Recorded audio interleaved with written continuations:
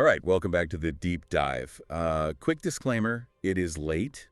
We are, I think, about 8 beers deep at this point recording this. So to whoever is editing this absolute nightmare, I'm so sorry in advance. You say that every time. I know. But this time I really mean it. It's been a week. It was my birthday. I actually drove around in a Lamborghini for a bit. Oh, seriously? Yeah, man. It was totally big. Anyway, that has nothing to do with anything. We're diving into the Halo franchise today, a series that, you know, We mostly love. Mostly. Except for Halo 4. Let's be real, that game is hot dog water garbage. But today, we're going way back. We're talking Halo. Combat Evolved Yeah. CE. The original.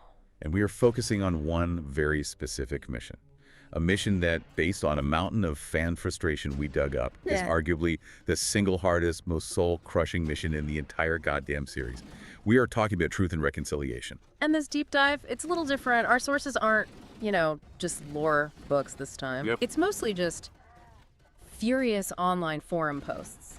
Decades of rage from Reddit, Waypoint, old Bungie forums, mixed with the actual technical specs for the ship itself. Yeah, our mission, our learner's objective today, is to understand why. Why this one mission causes such brutal psychological rage, even for players who have conquered everything else the franchise has thrown at them. Which brings us to, I think, the core thesis of all this pain. The main takeaway we got from all this feedback. Great all me. A huge number of Legendary veterans, people who live and breathe this series, argue that Halo CE on Legendary is actually harder than Halo 2 Legendary. Whoa, okay, that's a hot take. Halo 2 is famous for its legendary difficulty.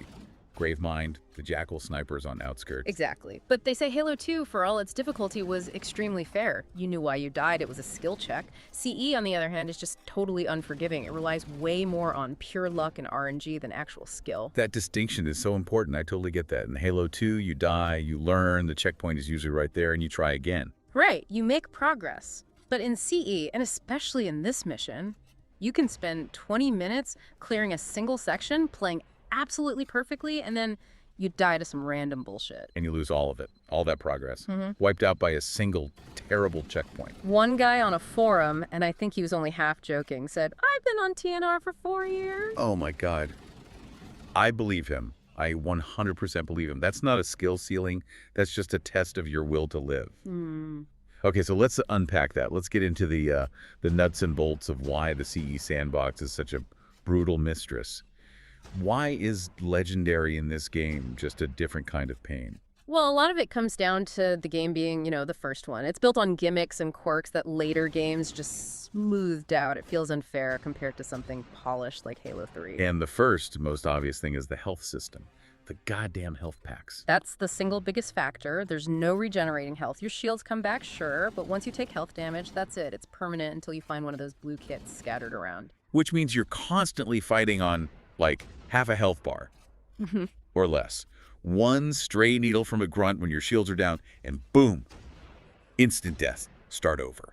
It forces this need for absolute perfection over these really long stretches of gameplay. You can't just scrape by. And you can't be perfect when the weapons you're facing are just ridiculously overpowered compared to later games.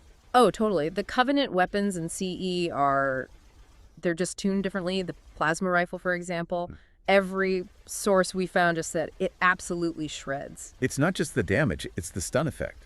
You get caught in that blue stream of plasma, and you literally can't move. You just have to sit there and watch yourself die. Right. It turns a basic grunt into this mobile death turret. And that's before you even get to the random chaos factor, the grenade spam. The flak over Berlin effect. I love that name. It's perfect, isn't it? It's when a grunt dies, especially from an explosion, and his little body goes flying and drops another active plasma grenade right at your feet. So one grenade kills a pack of grunts, and then those 3 dead grunts each drop their own live grenade, creating this cascading, unpredictable chain reaction of explosions that just clears the room. And it's nothing to do with your skill. You could be hiding behind a rock a mile away, and a dead grunt just pinballs a plasma grenade perfectly onto your head. It's pure dumb luck. Then you add in the other stuff, like you can't even see half the shit coming at you. The projectiles are a real problem in CE. The plasma bolts are way less visible than in later games, especially in those dark corridors inside the ship. You just see your shields drop and have no idea from where. And the Needler. Don't forget the Needler. The Needler in CE has, and I quote, pretty ridiculous tracking. It's so much more aggressive than in Halo 2 or 3. Those pink needles will follow you around corners. They suppress your shield so fast, setting you up for that killer plasma rifle burst. It's a perfect storm of bullshit, really. Unavoidable explosions, invisible plasma, and heat-seeking needles. That's RNG-fueled frustration in a nutshell. Okay, and we have to talk about the modern era, the Master Chief Collection. Because a lot of people feel like the PC port actually made it worse. The damage bug. This is a huge point of contention. It gets really technical, but the allegation is that the game's logic, the tick rate, was tied to the original 30 frames per second. So now I'm running it on my fancy PC at like 144 hertz. What happens? The theory is that the enemy's rate of fire scales with the frame rate. So at 144 hertz, that plasma rifle that was already shredding you is now firing almost twice as fast, You're kidding me. doubling the damage output. And a weird side effect is it can mess with the accuracy of your own weapons, like the Magnum. The game is literally punishing you for having better hardware. That is the most tragic thing I've ever heard. You have to intentionally gimp your computer, lock your frame rate to 60, just to play the game the way it was supposed to be played. It just shows how fragile that original engine was. But even if you fix that, you still have to deal with the AI, specifically the Jackal snipers. Oh, God, the jackals. In the outdoor sections of Truth and Reconciliation, they are universally feared. I saw one fan describe their AI as having the twitch reflexes of a member of some CS Jogo pro team. That's a perfect description. They have no hesitation. They pop out from behind a rock, and you're dead before you even see the beam. They're aimbots. It's a wall hack. You can't outskill that. You just have to pray they miss or that their spawn point is weird. And when a death like that costs you 15 minutes of progress, that's where the rage comes from. And for the true masochists out there, for the people who want to experience the deepest circle of gaming hell, there's LASO. Legendary, all skulls on. Yeah, for anyone who doesn't know, LASO is just its punishment. It stacks every negative modifier, double enemy health, half ammo, shields only recharge when you melee something. No Covenant weapon drops. That's a huge one. A huge one. And TNR in LASO is cited as being exponentially worse than almost any other mission in the entire series. People say it's worse than all of Halo 3 and LASO combined. That's insane. It's the gold elites. In the ship's interior, they're everywhere. On normal Legendary, they're tough. On LASO, Let me guess. It's bad. the number we found cited was 6 sniper headshots to down 1 gold elite. 6. You only carry, what, 24 rounds total? And the CE sniper uses 2 rounds per shot, so it's not even 6 trigger pulls. It's... Wait. Wait, no, the ammo count is right. But still, 6 headshots. That's 3 full reloads for one enemy. And you're facing multiples of them in a small room with half ammo drops from the famine skull. It's not a skill challenge, it's a math problem you can't solve. And that black eye skull where you have to melee to get shields? That's useless against elites. Completely. You can't melee an elite on Legendary, especially not a sword elite. They'll just one-shot you, so your shields are just gone for the whole fight. It's pure, uncut torture. Okay, so let's move from the general pain of the CE sandbox to the specific architectural cruelty of this mission's design, because the level itself is half the problem. It really is. And it's so deceptive at the start. It's this cool, covert nighttime sniper mission. You're using night vision, picking guys off from a ridge. It feels awesome. You feel like a super soldier, a real badass. But the second you step onto that ship's gravity lift, the whole mission just becomes a dumpster fire. It switches from this open, tactical gameplay to these tight, repetitive, claustrophobic corridors. And the melee in CE is just... It's a mess. There's no lunge. You just kind of wave your gun in front of you. And the weapon scarcity is a killer. You start with the sniper, which is great, but then you're just begging for a Magnum to spawn for the rest of the level. But the real kick in the teeth, the thing that generated the most pure, concentrated rage in every forum post, is the checkpoint system. It's psychological warfare. It is. The game makes you fight flawlessly through these 10, 15, 20-minute combat encounters, and then you die to one random grenade at the very end. And it sends you all the way back to the beginning of the fight. It erases everything. You're basically being punished for almost succeeding. Yeah. The game is just an asshole. Which brings us to the Crucible. The moment that breaks people, the Gravlift Gauntlet. The Holdout. Ugh. Just hearing the name gives me anxiety. This one sequence is why people say this mission caused them more rage than all of Halo 2 Legendary combined, which is a statement. It is. So you're in this open area just before the ship's main door, and waves of enemies just start pouring down the Gravlift. Elites, grunts, jackals. It feels endless. Some people thought it actually was endless, that they just spawned forever. It's not. They do come in set waves. But the final wave is 2 hunters, and that's the gatekeeper. You beat them, the lift finally opens. So let's talk strategy, because you cannot beat this part conventionally on Legendary. You have to use cheese, you have to exploit the game. What's the advice? Tip number 1, universally, is conserve sniper ammo. Do not waste a single shot on a grunt or a jackal. It is for elites, and especially for the hunters only. And what about the big time saver? The camo. Ah, yes. The active camo. There's a power-up hidden in the trees just before that final canyon area. If you grab it, you can just sprint past, like, 99% of the enemies leading up to the holdout. A necessary sacrifice. Yeah. You save so much health and ammo for the actual fight. Right, and once you're in the holdout itself, the best tactic is pure area denial. You have to be aggressive. The grenade trick. The grenade trick. As the enemies are coming down the beam, you just time it and toss a frag or a plasma right into the beam. They literally land on top of your grenade, wipes out whole squads before they can even scatter. Right. And then the hunters. Mm-hmm. The giant armored worm colonies that are basically walking tanks. They are massive bullet sponges. The only way to deal with them is distraction and precision. You have to use your Marines, bless their stupid hearts, as bait. Let them get the hunter's attention. While you get behind it and shoot that little orange spot on its back, one clean shot from a Magnum or a sniper rifle is the only efficient way to kill them. Trying to kill them with plasma is just suicide. And then, after all that hell, you finally get inside the ship. And the game rewards you with a Thing Labyrinth. The navigation is atrocious. It's all these identical-looking purple corridors. It's so easy to get lost, especially when you're just staring at the motion tracker. The real fight inside happens almost immediately, though. That first big room where enemies pour out of 4 different doors. That room is a nightmare. It's a total test of your situational awareness. A door opens, and the first thing out is usually a cloaked elite with a sword. So what's the weapon combo here? What's the key to survival? You have to keep the plasma pistol and the sniper. It's the original noob combo. Overcharge the plasma pistol, hit the elite to drop his shields instantly, and then one quick headshot from the sniper. Done. It's the only way. And you have to watch that tracker like a hawk. Constantly. A new red blob means a new door is opening. The pro move is to chuck a grenade into the doorway the second it opens before they can even get out and find cover. You're killing them in the choke point. Exactly. It's all about controlling the space and prioritizing the elites.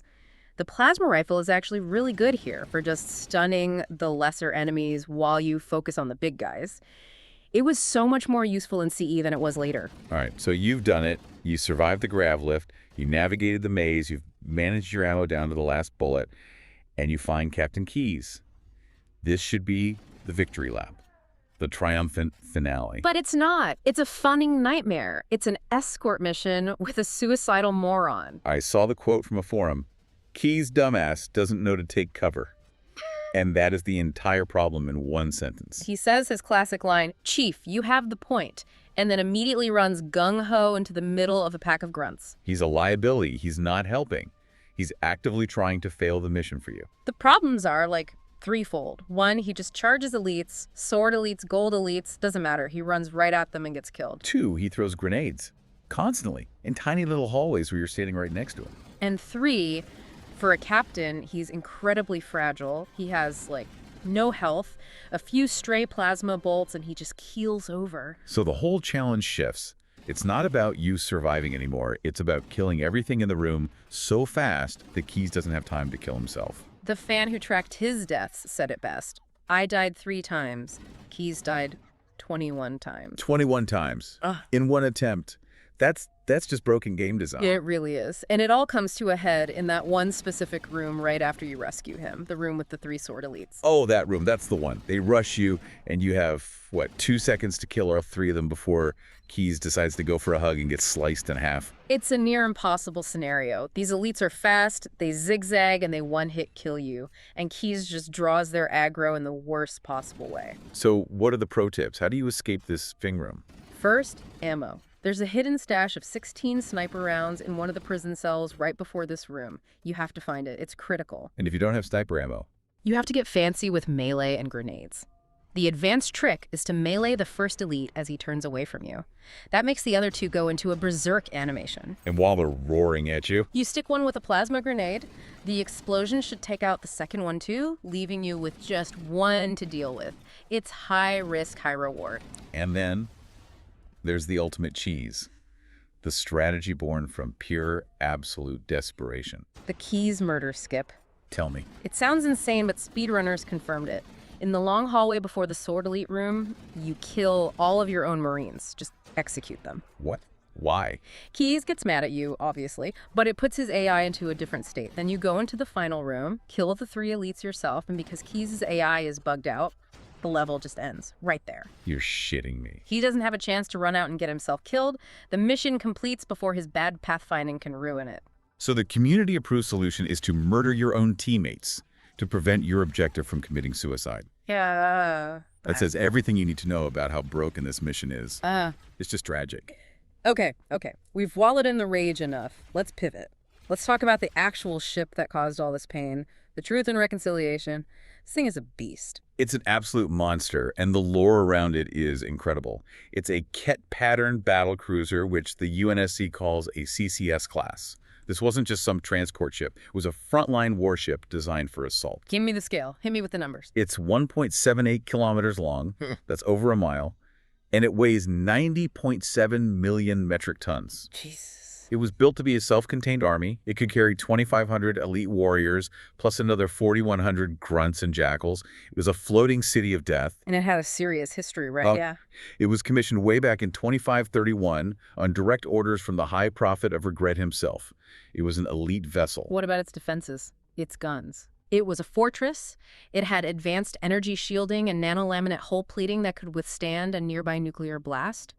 Humanity's biggest weapon was just a minor inconvenience to this thing. And its own weapons. It was designed to glass planets. It had a massive excavation beam, a plasma lance, and 42 plasma cannons for broadside attacks.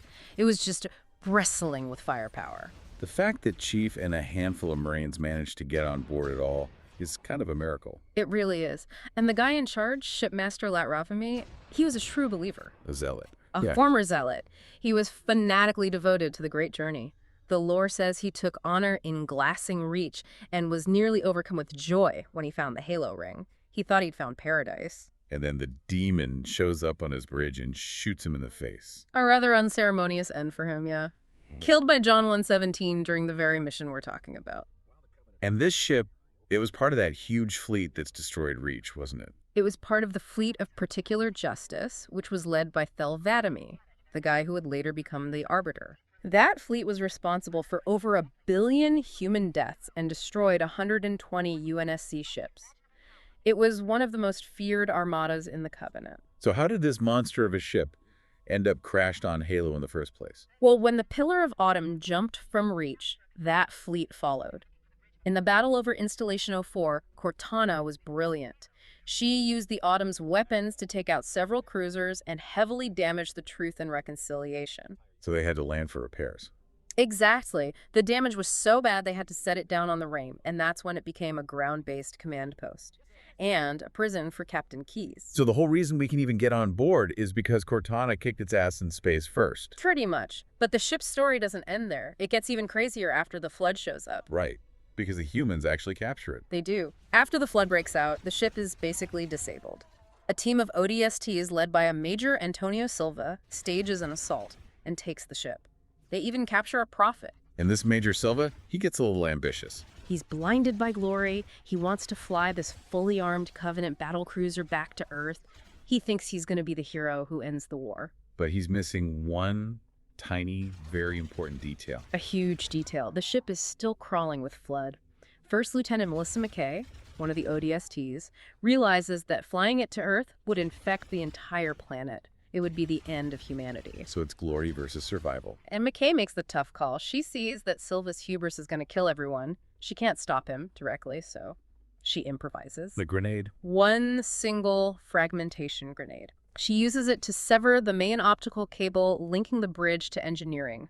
A small, precise action. And the whole ship just loses control and crashes. Craters right into the surface of Halo.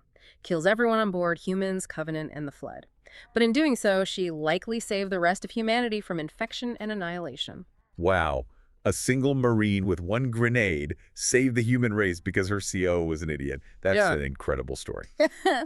Okay, let's bring it all home. We've covered the rage, we've covered the lore. The consensus is pretty clear. Truth and Reconciliation is a Fing monster. The unforgiving checkpoints, the aimbot jackals, the suicidal Captain Keyes. It's just a perfect storm of bad design and brutal difficulty. It's legitimately one of the most frustrating, skill-locking missions in the entire canon. It forces you to play in these weird, unnatural ways. You have to use cheese and exploits just to get through it. And I think what it really teaches us about Halo CE's difficulty is that it wasn't just about fighting tough enemies, it was about brutal resource management. You had to count every single sniper bullet. And you had to break the game. The camo skip, the grenade jumps, the tragic Keyes murder skip. Yeah. You had to fight the mission's own flawed logic. It just exposed the cracks in that original engine, the health system, the checkpoints. They just weren't built to handle this level of difficulty in a way that felt fair. All right, so here's the final provocative thought, the thing for you to chew on. Let's hear it. We just talked about how the Truth and Reconciliation was ultimately destroyed by Lieutenant McKay. She sacrificed herself and her crew to stop the Flood from reaching Earth, overruling her glory-seeking commander. Right. So that ship, the one that Master Chief had to raid in this single, broken checkpoint from hell mission that drove us all insane. Its capture by humanity could have doomed us all. An interesting point. Silva's victory would have been humanity's defeat. So here's the question. Considering all the rage this mission caused, all the frustration, was Lieutenant McKay's sacrifice just the final, brutal checkpoint that humanity needed to beat? Did the mission's inherent cruelty and difficulty somehow, in a weird way, reflect the massive stakes of what that ship represented? And in the end, did its destruction save the galaxy? So you're saying all that pain was cosmically necessary? Maybe. Maybe all that rage was the price we had to pay. Something to think about. Thanks for joining us on this deep dive into the most frustrating pile of purple metal in the galaxy. We'll see you on the next one.